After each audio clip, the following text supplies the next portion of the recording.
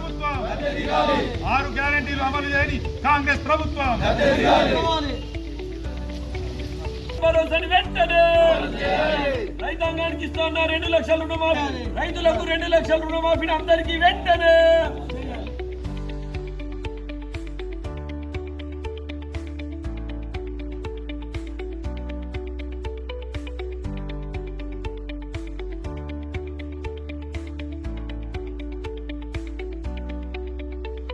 Janata party పట్టణ శాఖ ఆధ్వర్యంలో ఆర్డీఓ ఆఫీస్ మన సబ్ కలెక్టర్ ఆఫీస్లో ధర్నా కార్యక్రమం అలాగే వినతి పత్రం అందజేయడం జరిగింది.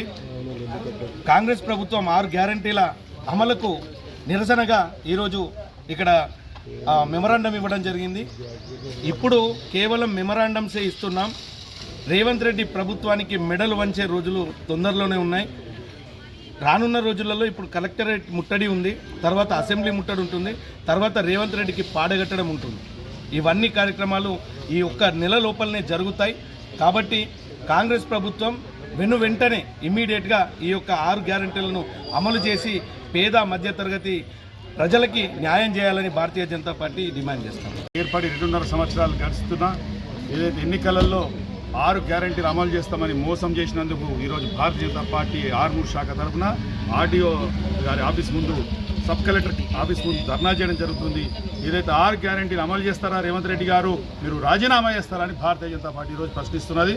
మీరు ప్రజలని మోసం చేసినందుకు తక్షణం ప్రజలందరినీ కూడా క్షమాపణ కోరి రాజీనామా చేయాలని ఈ కాంగ్రెస్ ప్రభుత్వాన్ని మేము ప్రజలు ఇక సహించారు. ఏదైతే మీరు ఒంటరి మహిళలకు ఏదైతే మహిళలు ఉన్నారో ఆ మహిళలందరికీ కూడా 2,500 రూపాయలు, ఏదైతే 2,000 పెన్షన్ 4,000 చేస్తున్నారు ఆ 4,000, మరియు ఏదైతే నిరుద్యోగులకు నిరుద్యోగ భృతి ఇస్తున్నారు నిరుద్యోగ భృతి లేదు. ఇవాళ 8,000 కోట్లు ఫీజు రియంబర్స్మెంట్ పేద విద్యార్థులు, బీసీ, ఎస్సీ, ఎస్టీ విద్యార్థులు ఇవాళ విద్యకు దూరం చేస్తున్నారు. మీరు దొరల పాలన తీసుకొచ్చి నాడు గడిల పాలనకి దొరల పాలన తీసుకొచ్చి ఇలా పేద విద్యార్థులు ఇలా చదవకుండా చేస్తున్నారు. కాలేజీలు ఇలా మూతపడుతున్నాయి. ఈ సమస్యకు ముఖ్య కారణం కేవలం రేవంత్ రెడ్డి యొక్క దొరతనం వలనే ఇవాళ బీసీ, ఎస్టీలకు స్కాలర్షిప్ రావడం లేదు. 6 గ్యారెంటీలు అమలు అవుతే లేవు. తక్షణము రేవంత్ రెడ్డి రాజీనామా చేసి ప్రజల క్షమాపణ చెప్పాలని భారతీయ జనతా పార్టీ డిమాండ్ చేస్తున్నారు. రాష్ట్ర పార్టీ పిలుపు మేరకు ఈరోజు యావత్తు తెలంగాణ మొత్తము భారతీయ జనతా పార్టీ ఆధ్వర్యంలో వివిధ మండలాల్లో సెక్రటరేట్లలో ధర్నా కార్యక్రమం నిర్వహించడమైనది. కాంగ్రెస్ ప్రభుత్వం మోసపూరిత హామీలు చేసి ఈరోజు ప్రభుత్వం గద్దెనెక్కినందుకు ఈరోజు ప్రజలు ఏదైతే అనుభవిస్తున్నారో, ఏదైతే చేస్తున్నారో, ఎటువంటి లాభాలు లేకుండా నిరుపేదలకు ఎటువంటి ఇల్లు లేకుండా ఇల్లు ఇంతవరకు రాలేదు. పెన్షన్లు 2,000 ఇస్తున్నాడు, ఒంటరి మహిళలకు పెన్షన్లు ఇవ్వలేదు. 4,000 పోయి 6,000 రూపాయలు వికలాంగులకు ఇస్తున్నాడు, అది ఇవ్వలేదు. కళ్యాణ లక్ష్మికి తులం బంగారు 1,00,000 రూపాయలతో పాటు తులం బంగారం ఇస్తున్నాడు, అది ఇస్తలేడు. ఎటువంటి హామీలు ఇచ్చినాయి ఒక్కడి కూడా నెరవేర్చలేడు. రేవంత్ రెడ్డిగా పేరు మార్చుకున్నావు. మీకు ఒకటే చెప్తున్నాను, వెంటనే నీకు చేత కాకపోతే రాజీనామా చేసి నువ్వు గద్దె దిగు. రాబోయే రోజుల్లో భారతీయ జనతా పార్టీ అధికారంలోకి వస్తుంది. ఎటువంటి పాలన జరగాలో, రామరాజ్యం రావాలో భారతీయ జనతా పార్టీ చేస్తానని చెప్పి సందర్భంగా నేను మనవి చేస్తున్నాను. నాడు ఏదైతే జిల్లా కలెక్టర్లో ప్రతి ఒక్క జిల్లా కలెక్టర్ పరిధి లోపల ధర్నా కార్యక్రమం ఉంది, కలెక్టర్ ముట్టడి ఉన్నది. భారతీయ జనతా పార్టీ నాయకులు అధిక సంఖ్యలో పాల్గొని మరి కలెక్టర్ ముట్టడికి సహకరించాలని చెప్పి భారతీయ జనతా పార్టీ డిమాండ్ చేస్తున్నది. ఈ రాష్ట్ర ప్రభుత్వం నిర్లక్ష్య కారణంగా అనేక రకాలుగా రాష్ట్రంలో ఇచ్చినటువంటి హామీలు నెరవేర్చలేకపోతున్నారు. కనుక అదే ఉద్దేశంతో రాష్ట్ర శాఖ పిలుపు మేరకు ఆర్మూర్ సబ్ కలెక్టర్ గారికి వినతి పత్రం సమర్పించడం జరిగింది.